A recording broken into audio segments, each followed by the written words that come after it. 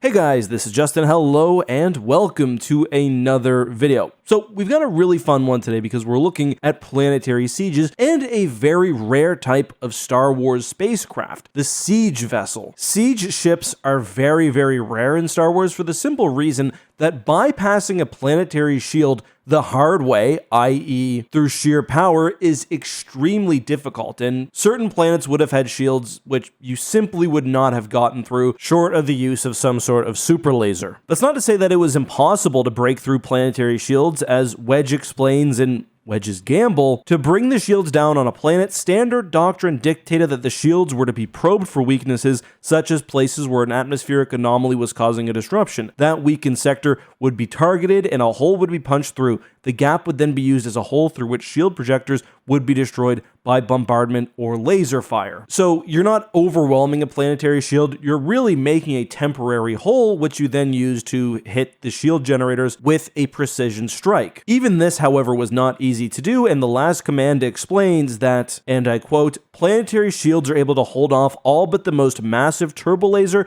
and proton torpedo bombardment." Sorry for the baby noises. Conventional wisdom held that the only way to subdue a modern world was to put a fast-moving ground force down at the edges and send them overland to destroy the shield generators. Both of these strategies have the unfortunate downside of the sieging party ultimately destroying very expensive shield generators, which then leaves even their capture of the planet vulnerable to a counterattack by an opposing force. There were less direct ways to subvert a planetary shield. The one referenced in the last command is an umbrella-style shield. Same thing we saw at Hoth, where the shield doesn't cover the entire planet, so you can land troops under and have them travel under the shield to their target. Many planets, however, again, like Coruscant, would have had a planet-wide shield, and often the technique there would have involved simply trying to starve out the planet. Massive city worlds like Coruscant are not self-sufficient. They require produce and supplies from the rest of the galaxy, so if they keep the shield up, yeah, you're not getting in, but off-world deliveries also are not. That being said, as I hinted at earlier, destroying a shield through pure firepower was not impossible, it was simply difficult. I mean, we saw, for example, that the Lusankya was able to burst through Coruscant's planetary shield, albeit from the underside, which was probably weaker. I thought, however, it'd be fun to take a look at several dedicated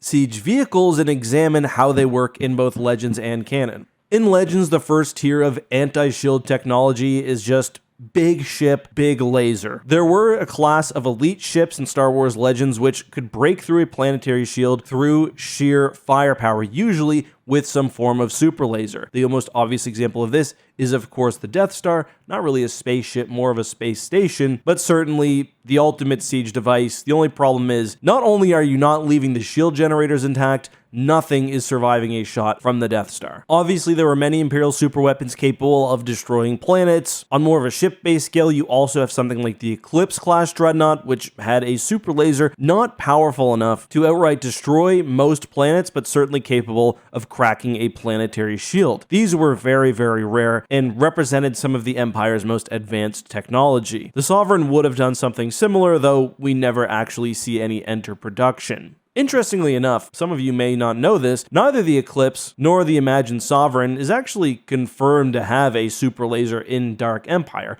There's a bit at the nose of the ship which looks like it could be a super laser, but it was only subsequent materials which actually invented that bit of lore. Next up, I want to talk about one of the most unique Imperial vessels, the Torpedo Sphere. And it's a good day because I get to go to the Imperial sourcebook, which explains that the Torpedo Sphere is designed to accomplish one mission: to knock out a planet's shields. Planetary shields, whether full or partial, protect a world from orbital bombardment. It takes a lot of troops to assault a planet. It is easier and far less expensive to simply pound a planet into submission, but obviously a planetary shield prevents this. Even a Star Destroyer, which could subjugate an entire planet on its own, doesn't have enough firepower to get through a planetary shield, thus the Torpedo Sphere. I rambled a bit there and went off script, but the Imperial sourcebook explains that the Torpedo Sphere works much like Wedge explains general shield piercing in Wedge's Gamble. People imagine the torpedo sphere having just a ton of munitions launchers, and it certainly does, but it was also covered with dedicated energy receptors, which analyze a shield's energy emissions. Shields requiring so much power experience energy fluctuations, which the torpedo sphere tries to take advantage of with an order of 500 proton torpedo tubes.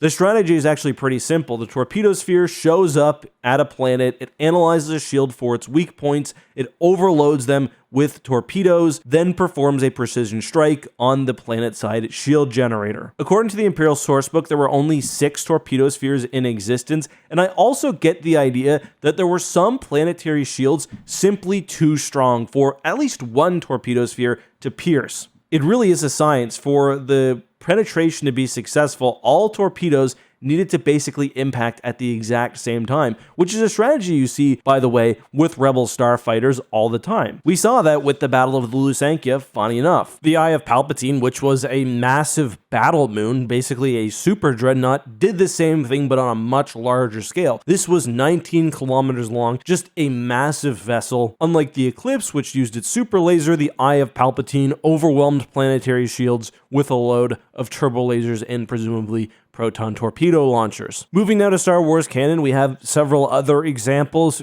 2, most notably. First, the Mandator 4 class Siege Dreadnought, and the name is right there, Siege Dreadnought. The Mandator 4's distinguishing feature was obviously those 2 massive autocannons on the ship's belly. According to the Last Jedi novel, they were powerful enough to destroy a planetary shield, which to me is pretty impressive. I don't know if I quite buy it, but the First Order is one of the few factions where it actually makes sense for them to have dedicated planetary shield killing weapons sort of in regular use. They were attacking the galaxy and trying to destroy a bunch of New Republic planets, whereas the Empire was mostly fighting the Rebellion, which didn't typically dig in deep under planetary shields. They could just starve systems out if they needed to, or use the Death Star. But the other canon-exclusive design is the Onager-class Star Destroyer. This one was introduced around the same time as the Starhawk got its official design. I like this one. The Onager, I think, is meant to be a precursor to the technology used in the Mandator 4. It used what the wiki calls either a super heavy composite beam turbo laser or an orbital bombardment particle cannon, which was apparently quite powerful and capable of perhaps not destroying a strong planetary shield, but whittling away a weaker one. I really like the Onager. It's a cool vessel, but not really super useful for the Empire. Like, it's got this neat function as a capital ship killer as well, where it sits behind the battle line, it shields in the front,